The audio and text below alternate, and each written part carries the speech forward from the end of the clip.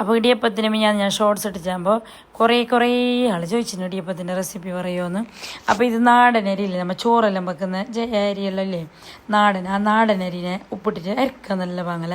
അരച്ചിട്ടായ ശേഷം ഇതിങ്ങനെ പുതുക്കിയിട്ട് എടുക്കണം. പുതുക്കിയിട്ട് നമ്മൾ കടുമ്പിൻ്റെ എല്ലാം ഷേപ്പാക്കുന്നില്ല, ഇതിങ്ങനെ വലിയ ഷേപ്പാക്കിയിട്ട് അപ്പച്ചട്ടിയിൽ വേവിക്കുക, ആവി വരട്ടുക. ആവി വന്നതിന് ശേഷം ഞാൻ കുറേ ഉള്ളതുകൊണ്ട് റൈസ് കുക്കറിൽ വെച്ചിന് ചൂടാറുണ്ടായിട്ട് ചൂടോടെ തന്നെ ഇടിയപ്പത്തിൻ്റെ ഉരുളിലില്ലേ തിരിച്ചിട്ടെടുത്തെങ്കിൽ ഇടിയപ്പം റെഡിയായി. അപ്പോൾ അതിന് പാലും ഉണ്ട്, പാൽ കൂട്ടി കഴിക്കുന്നവരുണ്ട്, കറി കൂട്ടി കഴിക്കുന്നവരുണ്ട്. അപ്പോൾ നമ്മൾ ഓർഡർ ഉണ്ടായതാണ് ഇടിയപ്പവും പുളിവാളും. ഓർഡർ കൊടുത്തതിന് ശേഷം അവർക്ക് പാലുണ്ടായിട്ടില്ല, വെറും ഇടിയപ്പം മാത്രം. ഓർഡർ കൊടുത്തതിന് ശേഷം ഞാൻ പാലുണ്ടാക്കിയതാണ്. പാലുണ്ടാക്കാൻ നമ്മളെ തേങ്ങയില്ലേ, തേങ്ങ അരച്ചിട്ട് അതിനെ പാലെടുത്തിട്ട് അതിൽക്കൊരു ഇത്തിരി ബെല്ലെല്ലാം ഇട്ടിട്ടില്ലേ, നമ്മൾ അരക്കുമ്പോൾ തന്നെ ഇടിയപ്പത്തിൻ്റെ ബാറ്ററിയില്ല അതിന് ഒരു ഇത്തിരി മാറ്റി വെക്കണം പാലിലേക്ക് മിക്സാക്കാൻ. എന്നിട്ട് ബെല്ലോ ഏലക്ക ഉപ്പ് എല്ലാം ഇട്ടിട്ട് തിളപ്പിച്ചെടുത്തിട്ടാകുമ്പോൾ നല്ലതാണ് ഇടിയപ്പത്തിൻ്റെ പാല് റെഡി. കുറേ ആൾ കമൻ്റ് ഇട്ടിട്ടുണ്ട് ഇതിൻ്റെ റെസിപ്പി കാണിക്കുമെന്ന്. അപ്പോൾ അതുകൊണ്ടാണ് ഞാൻ പറഞ്ഞതറിഞ്ഞാൽ.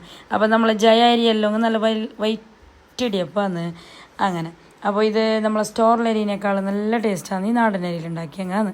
അപ്പോൾ എല്ലാവരും ട്രൈ ആക്കി നോക്കുക.